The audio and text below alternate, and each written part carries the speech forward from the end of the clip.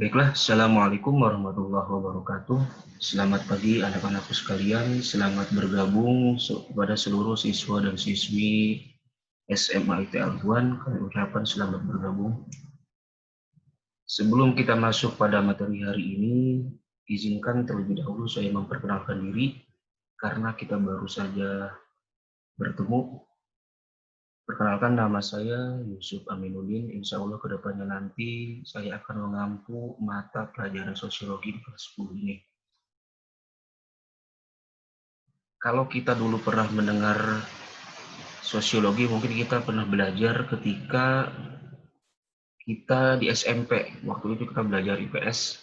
Nah, dalam materi IPS itu terkandung materi sosiologi. Mungkin kalau saat SMP itu materinya masih tidak terlalu luas, ya, masih simpel. Nah, untuk tingkat SMA ini materinya akan lebih luas lagi dan lebih detail. Apa yang akan kemudian dibahas di sosiologi ini? Nah, sebelum kita masuk pada materi, saya akan membacakan atau menjelaskan kompetensi dasar mata pelajaran sosiologi, yaitu memahami pengetahuan dasar sosiologi sebagai ilmu pengetahuan yang berfungsi mengkaji gejala sosial di masyarakat. Kemudian, menalar suatu gejala sosial di lingkungan sekitar dengan menggunakan pengetahuan sosiologis. Kemudian, indikatornya adalah mengenal dan memahami konsep-konsep yang berkaitan dengan kehidupan masyarakat dan lingkungannya, mengaplikasikan teori, pendekatan, dan metode ilmu-ilmu sosial dan humaniora dalam penelitian sederhana, dan mengkomunikasikan secara lisan dan atau tulisan, sesuai dengan kaidah penulisan ilmiah dengan memanfaatkan teknologi dan informasi. Kemudian berpikir logis dan kritis, rasa ingin tahu, kreatif, inovatif, kolaboratif, dan terampil menyelesaikan masalah dalam kehidupan masyarakat.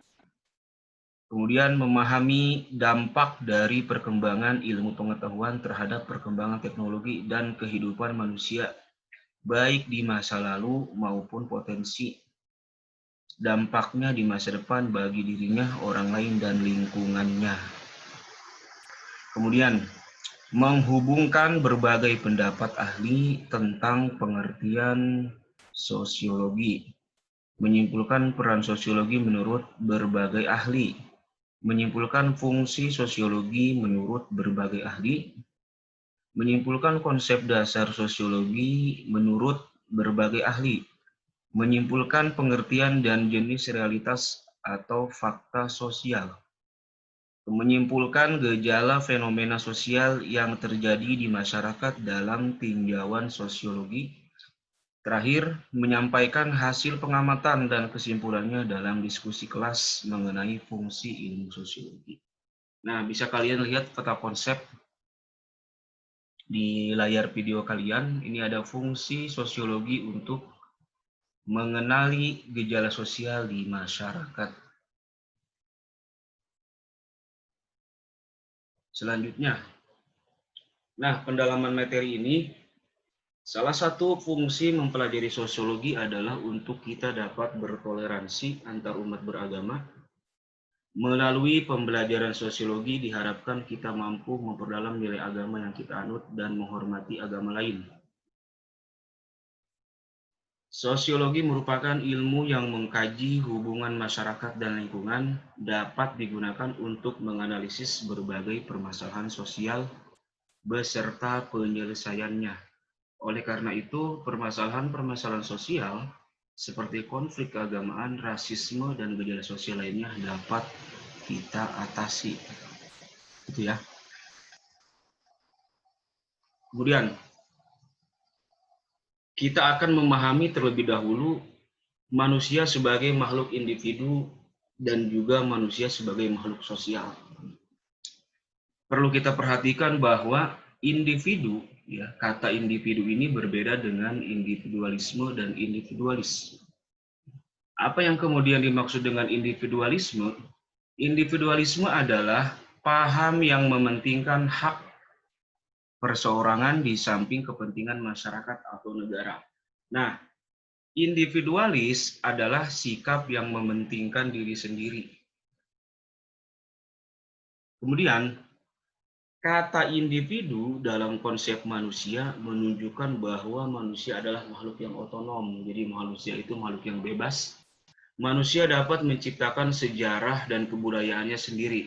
Ya, contohnya, pada masa Perang Dunia II itu Soekarno dapat menciptakan ya, atau membuat gerakan non-blok. Nah, itu adalah bagian daripada pencapaian Soekarno secara individu, gitu ya.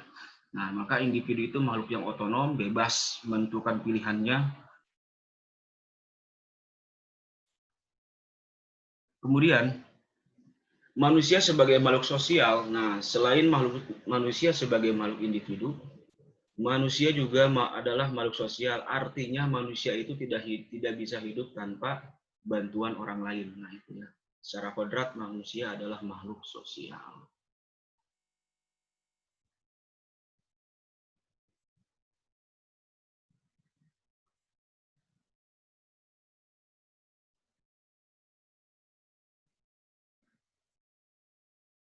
Nah, menurutnya, ya, dalam kaitannya dengan manusia sebagai makhluk sosial, manusia harus hidup dalam masyarakat. Ya, di dalam hidup bermasyarakat, kita harus menunjukkan sikap sosial yang positif.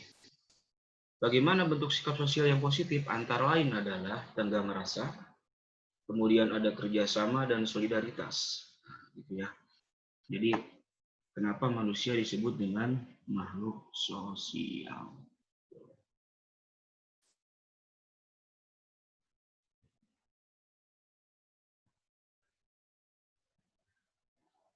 Selanjutnya,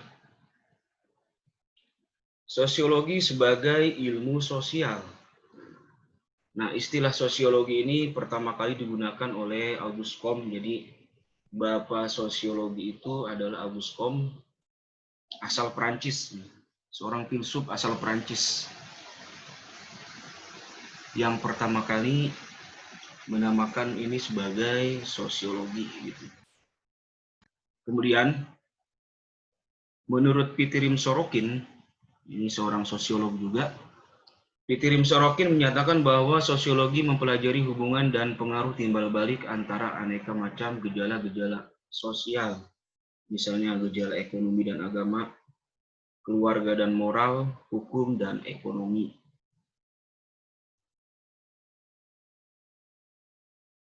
Nah, di sini ada beberapa tokoh yang kemudian mendefinisikan tentang sosiologi. Salah satunya adalah Emile Durkheim, ya ini tokoh sosiologi juga. Emile Durkheim ini tokoh sosiologi asal Jerman, ya. Dia mengemukakan bahwa sosiologi adalah ilmu yang mempelajari fakta-fakta sosial, yaitu fakta-fakta yang berisi cara bertindak, berpikir, dan berperasaan yang ada di luar individu. Fakta-fakta tersebut mempunyai kekuatan untuk mengendalikan individu.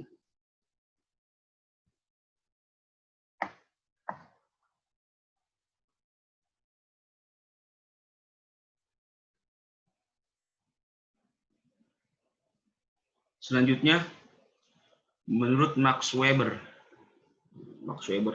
menurut Max Weber, sosiologi mempelajari tindakan-tindakan sosial. Nah, pada akhirnya nanti ini akan ada selalu pertentangan teori yang dikemukakan oleh Max Weber dan juga Emile Durkheim. Nah, selanjutnya bisa kalian baca sendiri. Ini ada 12 tokoh ya. Kalau dalam buku paket kalian bisa dilihat. Itu ada 12 tokoh yang mendefinisikan tentang sosiologi. Kemudian, apa objek sosiologi? Jadi objek sosiologi itu masyarakat. Jadi bisa dilihat, sosiologi berasal dari kata sosios dan logos. Nah, ini bahasa Latin. Sosios dan logos. Sosios artinya kawan, logos artinya ilmu. Nah, berarti Sosiologi berarti ilmu yang mempelajari masyarakat sebagai bagian dari ilmu sosial. Objek kajian sosiologi adalah masyarakat. Nah, ini yang dijelaskan bahwa objek kajian sosiologi bisa masyarakat. Jadi sosiologi itu tidak mengkaji individu. Jadi sosiologi itu berbicara kumpulan-kumpulan orang, ya, atau lebih dari dua orang, karena di situ terjadi interaksi. Nah, sosiologi itu lebih mengarah pada interaksinya. Maka sosiologi tidak berbicara individu, karena itu ilmu psikologi nanti ya yang membahas individu.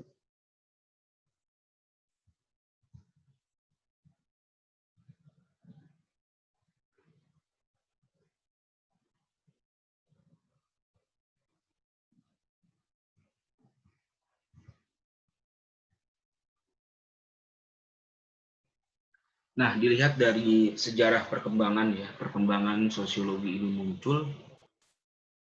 Pertama ada revolusi politik, itu di Prancis tepatnya. Kemudian ada revolusi ekonomi atau revolusi industri yang terjadi di Inggris.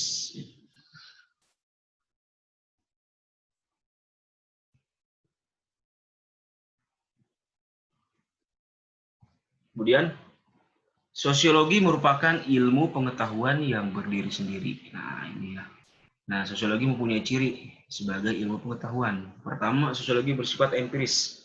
Sosiologi tidak spekulatif dan hanya menggunakan akal sehat. Sosiologi melakukan kajian masyarakat berdasarkan hasil observasi, yaitu pengamatan lapangan empiris. Kemudian, teoritis, sosiologi berusaha menyusun abstraksi dari hasil-hasil observasi. Abstraksi adalah kerangka dari unsur-unsur yang didapat dari observasi disusun secara logis. Nah, tujuannya juga menjelaskan hubungan sebab akibat. Kemudian sosiologi bersifat kumulatif. Nah, teori-teori sosiologi dibentuk berdasarkan teori-teori yang telah ada sebelumnya, dalam artian memperbaiki, memperluas, dan memperhalus teori-teori lama. Kemudian sosiologi bersifat non-etis. Sosiologi tidak mencari baik dan buruk suatu fakta.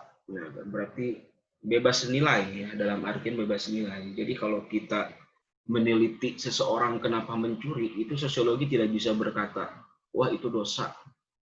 Mencuri adalah perbuatan dosa. Jadi, tapi dalam sosiologi adalah menjelaskan kenapa kemudian seorang itu mencuri.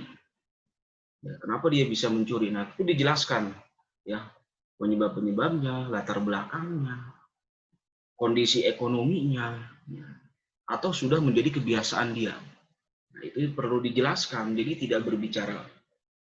Seorang sosiolog tidak berbicara maling, dosa. Nah, itu beda kajiannya ya. Kalau itu kajiannya adalah ustadz. Ya, ustadz atau belajar di fikih atau di mana. Nah, itu baru. Nah, sosiologi tidak berbicara itu. Melainkan kita menjelaskan fakta-fakta yang terjadi. Nah, dalam metode ilmiahnya, sosiologi mengenal dua macam. Ini ada metode kualitatif, kemudian ada metode kuantitatif. Nah, itu nanti akan kita bahas di semester 2 lebih detailnya lagi tentang metode penelitian.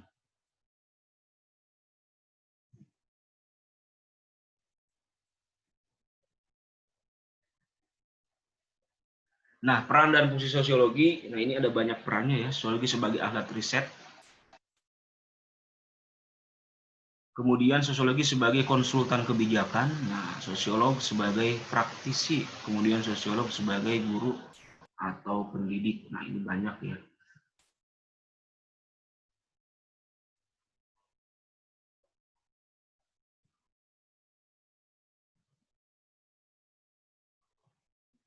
Nah, kemudian kegunaannya untuk pembangunan. Nah, ini ya. Sosiologi berfungsi untuk memberikan data sosial yang diperlukan pada tahap perencanaan, pelaksanaan, maupun penilaian pembangunan. Kemudian untuk bahan penelitian juga, dengan penelitian akan diperoleh suatu rencana penyelesaian masalah sosial yang baik. Jadi sebelum kemudian pemerintah menentukan sebuah kebijakan terhadap suatu masyarakat, terkadang pemerintah ini memerlukan sosiologi ya, untuk mengamati masyarakat yang ada sebelum kemudian menerapkan kebijakan. Nah, cukup sekian. Barangkali ini yang dapat saya sampaikan. Untuk selanjutnya adalah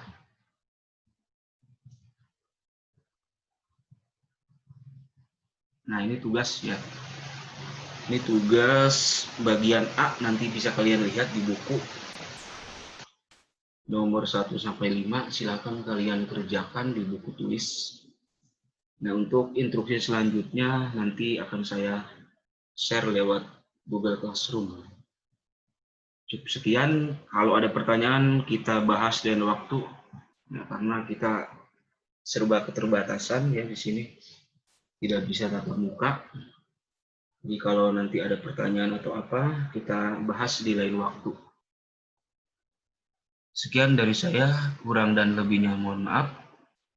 Assalamualaikum warahmatullahi wabarakatuh.